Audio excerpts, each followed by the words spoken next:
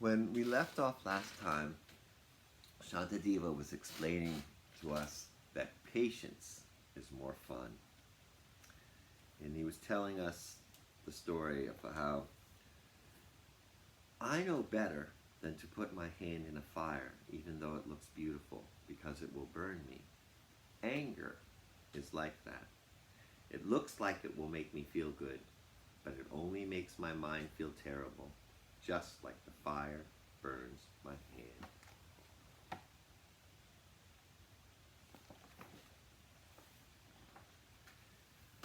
Then Shantideva told the people why Bodhisattva heroes need lots of energy and enthusiasm.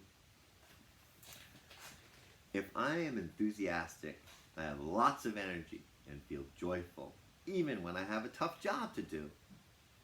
Bodhisattvas have enthusiasm for being generous and kind.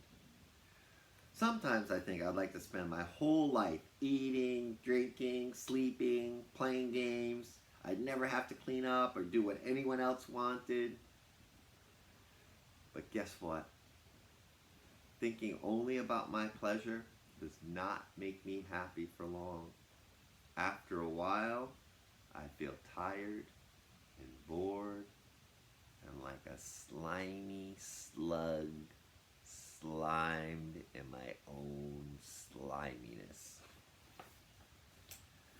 Superheroes never get bored with being wise and kind. Even when that is a challenge, being kind and generous makes them feel like a wise old elephant who strolls into a cool lake after a long day in the hot desert sun.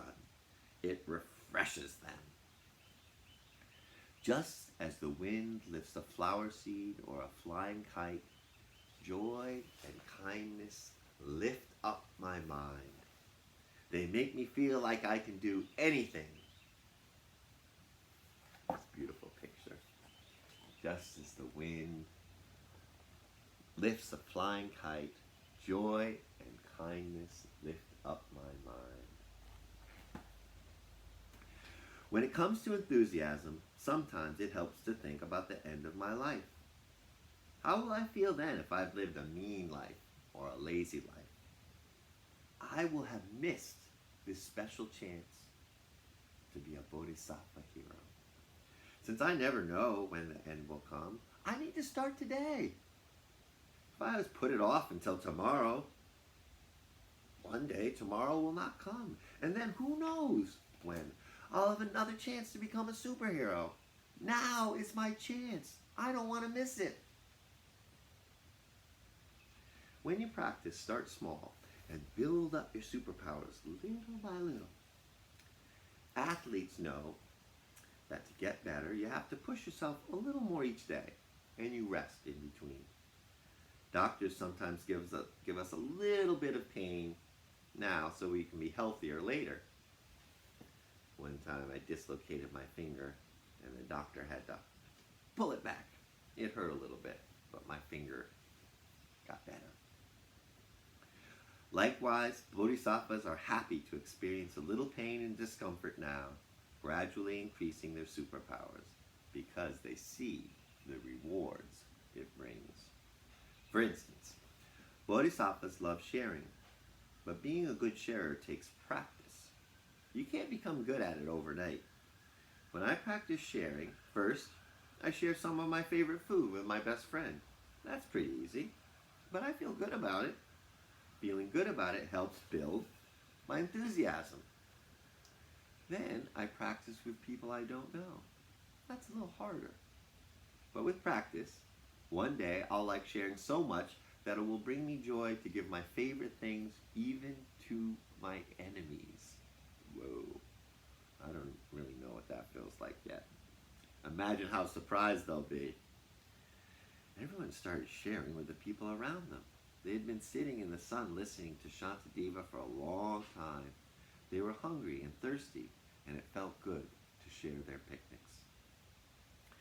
It's much easier to become a bodhisattva if you're human, but with enough enthusiasm and effort, even flies and worms will eventually transform into bodhisattva heroes. If bugs and slugs can do it, so can we. Sustaining such hard practice takes a lot of self-confidence. What kind of self-confidence am I talking about? Is it thinking that I'm better than everyone? No. The self-confidence I need is the feeling that if I do my best, I can do anything, and that my best is good enough. With that kind of self-confidence, I can see how great other people are too. I can see the goodness in them. If I think I am more important or better than others, it stops me from becoming a bodhisattva. But the right kind of self-confidence, believing I can overcome anger and greed and confusion and learn to love my enemies, keeps me going. Bodhisattvas get pleasure from the practice itself, not just from the rewards. If we take a pleasure only in the rewards we get, it's like licking honey off a sharp knife. Very sweet, but very dangerous. Don't ever do that. But if we get pleasure from just doing the right thing, no matter the reward, then there's no danger at all. Sometimes I feel so happy because of my bodhisattva work that when I close my eyes, I see myself resting in the center of a huge white lotus flower. Cool and soft and sweet. A perfect spot for a hero to take a rest. There's Shantideva laying in the lotus flower. Isn't that beautiful? We all need to take a good rest. Refresh our bodies and our minds and our hearts so that we can wake up with enthusiasm